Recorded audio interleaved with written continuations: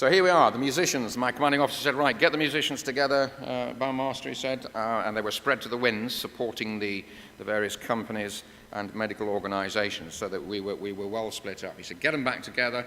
I want you to play for the soldiers at Christmas. So we moved around the locations in the back of a lorry, a track vehicle, and you can see the track vehicles there. So this is me, I've got them together, we're having a rehearsal, and then we would move around the locations with the padre, doing little church services as we went, engaging with the soldiers. And it was very moving to see how some of those soldiers, who probably would never go to church, actually really started questioning their faith.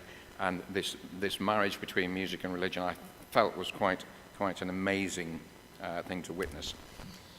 Now, as you might have noticed, I'm vertically challenged, but don't be fooled by that. This guy is my drum major at the time. He was a very tall chap.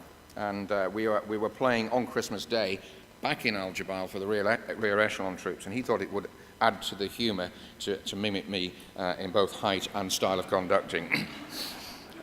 His corps of drums are in the background there, the regimental musicians as well. 24th of February 91, we're on the start line, just to keep this into context. So we're now going to go over the breach, through the cleared minefields, and engage with the enemy. So I'm commanding a 432 ambulance.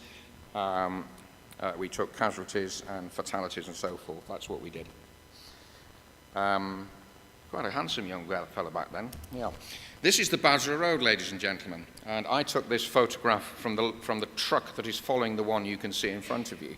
This is once we were had been into the fighting phase.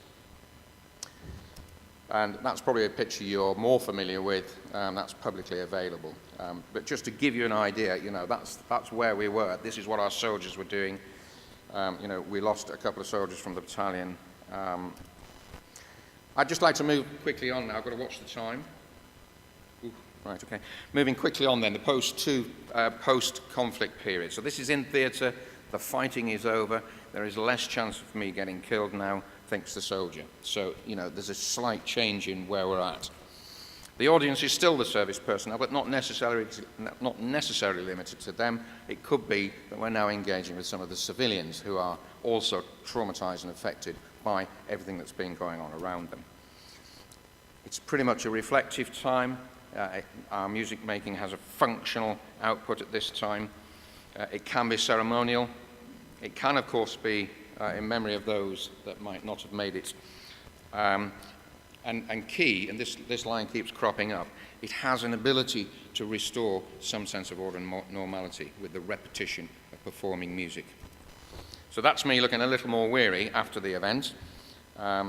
Again, just to keep it in context. This is what we describe as 2 million rivets flying in formation. It's the back of a Hercules aircraft, packed with soldiers, and amongst that's I took the photograph. Amongst the soldiers there are many of my musicians. My commanding officer said, you need to get the band back together, Bandmaster. You're going to fly back down to Al-Jabal. You're going to mass with all of the other bands that are out here in theatre, and you are going to play for the 18 or so coffins that were going to be moved from a hangar onto the back of a Hercules aircraft to fly back to the UK. So we've gone from recovering bodies and dealing with the trauma to now being very much in a frozen state of time to think. We're now playing our instruments, the coffins are going past, and I think it's really important to remember that whilst we are musicians working for other people, it had a massive effect on the musicians. It was now time for them to think about what they'd been doing for the last 3 or 4 days in theatre, dealing with some of the people that were going past them.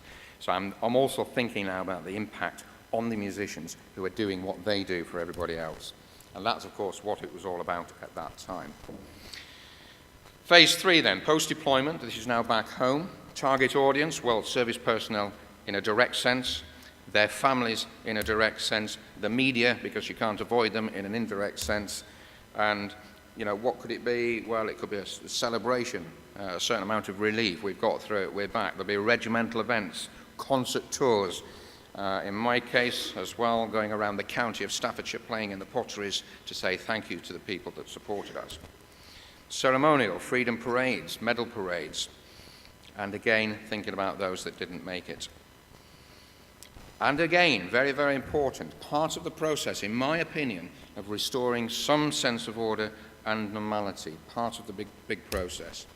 And I think that picture, which comes from a journal at the time, regimental journal at the time, really says it all. Top left, the man in the bottom right-hand corner was my commanding officer. The middle photograph is the very first aircraft back into Germany. I was on that flight. That was the big media flight. My commanding officer said, "Bowmaster, get the musicians together. You're all going back on the first flight." Brilliant, thinks we. But his thinking was a little bit broader than that. He wasn't being nice to the musicians. He wanted us back on the ground so that we could be there to be part of the celebration, welcoming every other flight back into Fallingbostel. And we're talking a brigade strength of soldiers. So think about the musicians. I can tell you that when I got off that flight, the media were swamping us, overwhelmed by the noise, the children, the flag waving, the senses were being overloaded, the perfume that the women were wearing, and so it was just too much. And then we as a band went through this time and time again as the soldiers arrived back in coaches and swept off the coaches and fell into the arms of their loved ones. I can feel it right now, and it was a long time ago. It really, really did have a massive effect on me as a conductor. I'm glad I'm not playing, because I couldn't play, so I did the easy thing. But that's really the sort of post-operational phase back in the UK, or in this case in Germany. And there it was, reported in the German newspapers, the Walsrode Zeitung, on the 13th of March 1991. Right, let's look on to Kosovo now. So we're leaping forward to 1999-2000. And we're looking particularly at this point, where I was there during this. We're now, the main sort of combat phase is over. This is a long period of stabilisation in theatre. The audience, well, it was service personnel for sure, UK personnel, NATO personnel, and surprisingly, we had a massive appeal to other nations. We were still on quite formal terms with our Russian colleagues, but when the band played, they gate crashed. So we broke down the barriers. The Russians wanted to come and see this band playing. And I'll show you some photographs in a minute, and you'll understand why. There could be peacekeeping organizations. My band at the time performed for the graduation ceremony of the first cadre of Kosovan police trained by the International Training Force of policemen and so forth from here. So General Sir Mike Jackson was their big media event, and we played for the parade and the graduation ceremony. It could be that we play for non-governmental organizations or others coming into theatre. And in this particular instance, Vanessa Redgrave decided she'd come out and do her piece. She's very well known for this type of work. And she had, I can't remember exactly what it was, but she had some form of play workshop in Pristina, and she was working with the civilians there, and we supported her. She was riding on the top of an open-top Land Rover with a band marching behind down the streets. It was a fabulous sight. And then we performed in the theatre as well. Native civilians, of course. So, we're engaging now with the people on the ground. The media, God bless them. We're doing bridge building. There's a ceremonial element. That keeps cropping up, and so does that, in that process of restoring some sense of order and normality. But in this case, very much for the civilians on the ground. We used to call it G5, which is engaging with the civilian community.